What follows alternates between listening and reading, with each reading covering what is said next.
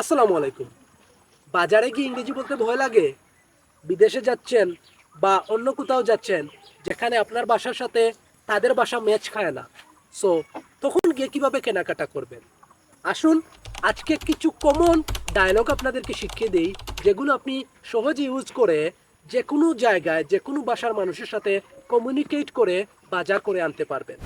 Number one, পণ্য খোঁজা। ভাই চাল কোথায় পাবো, ডাল কোথায় পাবো, এইটা কোথায় পাবো, ওইটা কোথায় পাবো।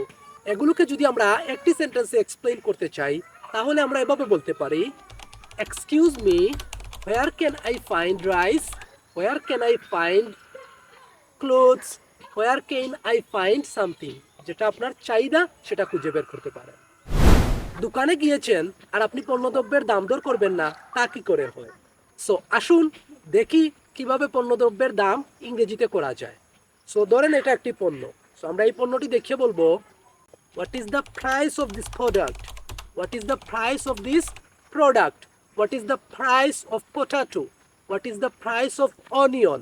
আমাদের যেটা প্রয়োজন সেটাকে what is the price of ওই জিনিসের নামটি বলবো। যে কোনো একটি দ্রব্য ক্রয় করার ক্ষেত্রে অবশ্যই সেই দ্রব্যের পরিমাণ বলতে হবে বা ওই দ্রব্যের পরিমাণ জিজ্ঞাসা করতে হবে। সো কিভাবে আমরা পরিমাণ বলতে পারি? আমরা যদি পরিমাণ কেনার ক্ষেত্রে বলি, আমরা বলতে পারি, give me a kilo of potato, give me a kilo of potato, give me half kilo of potato. Very simple. কেনাকাটা শেষ, এখন বিল পরিশোধের পালা। আমরা কি বলতে পারি আমাদের বিলটি জানার জন্য? আমরা বলতে পারি, how much is total cost, আমাদের সবগুলো পণ্যের দাম কত। সো দ্যাট আমরা খুব ইজিলি কিন্তু দামটিও জিজ্ঞাসা করে ফেলতে পারছি। টাকা দেওয়াও শেষ, এখন আপনি যে টাকা দিলেন খুচরা টাকাটা চাইবেন কিভাবে?